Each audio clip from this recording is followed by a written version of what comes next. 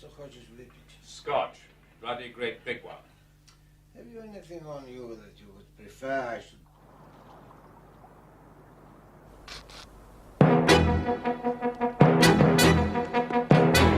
I go to Paris. He's drunk. He'll play just long enough to keep his dignity. He can't jump the moment without jealousy.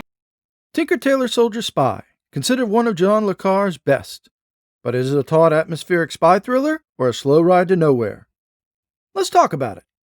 What's up, Internet? I'm Thad Diaz, author of Tampa Heat, a hard-boiled tale of a PI firefighter who gets dragged into a 20-year-old mystery. This channel talks about awesome books, writing philosophies, and the occasional movie. I spent 25 years as a full-time firefighter, part-time author, but I traded in my bunker gear for the writer's desk and haven't looked back.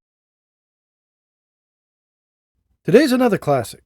John Le Carré has defined, or at least redefined, the spy thriller, and his characteristic detailed authenticity is on full display in Tinker, Tailor, Soldier, Spy. The story tells a tale of a disgraced MI6 agent, George Smiley, and his quest to find a mole in the vaunted British institution. He was sacked along with his former head of intelligence, codenamed Control. Control had been looking for a mole in MI6, but his project, Operation Testify, went up in flames, causing an international incident and burning 2 intelligence networks behind the Iron Curtain.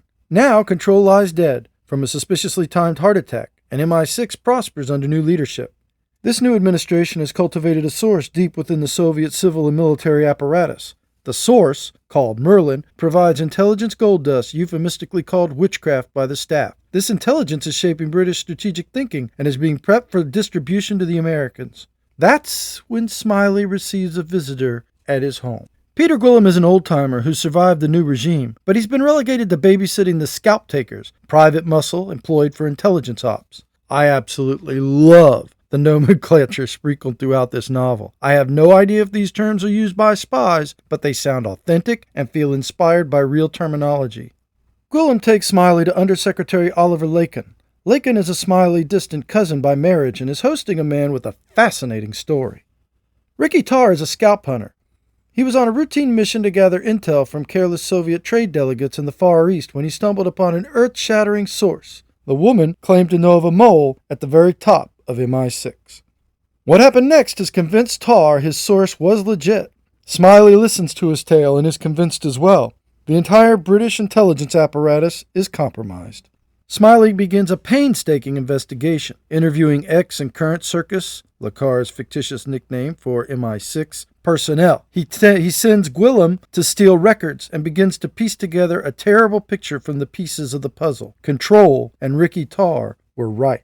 Now he must figure out which of these men, codenamed Tinker, Tailor, Soldier, Poor Man, is the spy. And how does he snare this existential threat to the service? Well, I shouldn't have to tell you, this one is a winner.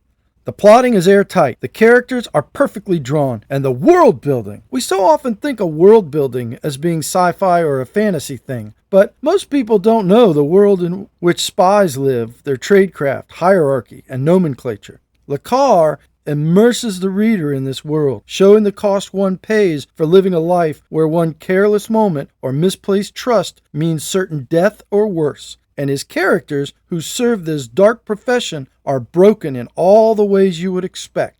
They have dysfunctional personal lives that echo the on-the-job mistrust no person could reasonably be expected to turn off at home, and George Smiley is no exception to this, though his dogged attachment to a serial cheating wife feels more like overcompensation than applying tradecraft to his marriage. This makes him more relatable, noble, and sad at the same time. You see, George is no James Bond or Jason Bourne. He's neither young nor fit, he's not cavalier about the risks of his job, and he has zero flash. He's middle-aged, paunchy, and very ordinary in his appearance. His thick spectacles belong to a shopkeeper or perhaps librarian, but if you think about it, that's how a spy would appear. Utterly unremarkable. However, like a good spy, that ordinary exterior disguises a sharp mind and a keen eye. Smiley is quiet, measured, and he demonstrates a remarkable but believable capacity to ferret truth from lie. Smiley has a very blue-collar approach to the profession that resonates with me. This gives him hard-boiled detective bona fides. He earns every clue and conclusion, solving this mystery one hard-earned step at a time. But be warned, This is a slow burn. Most of the action happens off the page and is often relayed through witnesses. Smiley doesn't chase anyone in an Alfa Romeo, have a shootout in Waterloo Station, or parachute off a motorcycle as it flies over a cliff. But, as someone who believes in the importance of pacing, the atmospheric narrative is packed with tension of the intelligence underworld. The paranoia of one false step fills the pages, leading to a satisfying and brilliant conclusion that is earned and replete with conflicting emotions. Read Tinker Tailor Soldier Spy. You won't regret it. I don't know what's the matter with me. One other thing. That's all for today. Thanks for joining us. Please leave a like and subscribe. Do you have a question or something you'd like to say? Want to request a book or topic? Leave a comment. You can support this channel by buying one of my books seen here. Happy reading!